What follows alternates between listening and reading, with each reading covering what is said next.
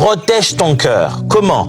Quand tu commences à voir que ça te vole la paix et la dignité, ce n'est pas une relation durable.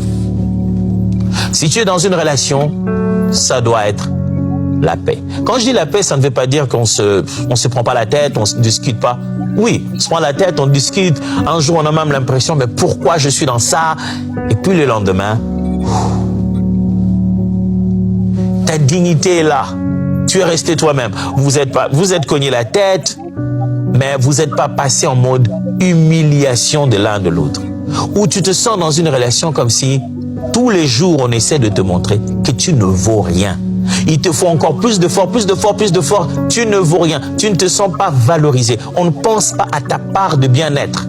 L'amour biblique n'a pas besoin de te briser pour prouver que c'est de l'amour. Non, moi, si je t'aime, tu vas souffrir. Hein. Ouf.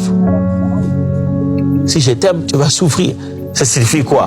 Pourquoi ton amour doit venir avec autant de douleur? D'ici, si je t'aime, je ne veux pas juste te laisser comme ça, là ça se mérite. Hein. Il faut quand même que tu fasses des preuves. Oh, attends. Quand j'aurai fini mes preuves, t'en feras les tiennes aussi? Non. Moi, c'est ça mes conditions pour être aimé. Comment je saurais que toi que tu m'aimes? Bah, moi, si je t'aime, hein. C'est bon. Non.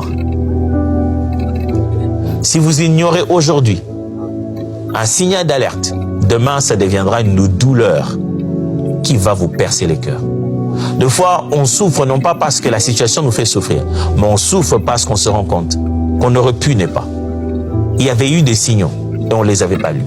Je ne sais pas dans quelle relation tu es maintenant, mais pose-toi la question.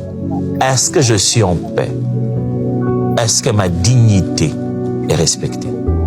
Si ces deux choses ne sont pas, c'est rouge, attention.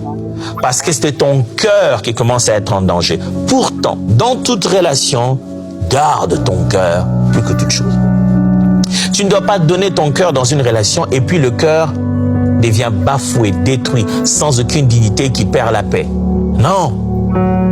Si tu mets ton cœur dans une relation, la paix doit continuer à rester avec toi. La dignité doit continuer à rester avec toi. J'insiste. Quand je dis paix, je ne veux pas dire qu'on ne ressent pas ce moment où on en a marre, qu'il nous casse la tête, qu'il parle. Non, ça fait partie de la complexité de la relation. Nos cœurs ressentent cette tension parce que c'est la transformation.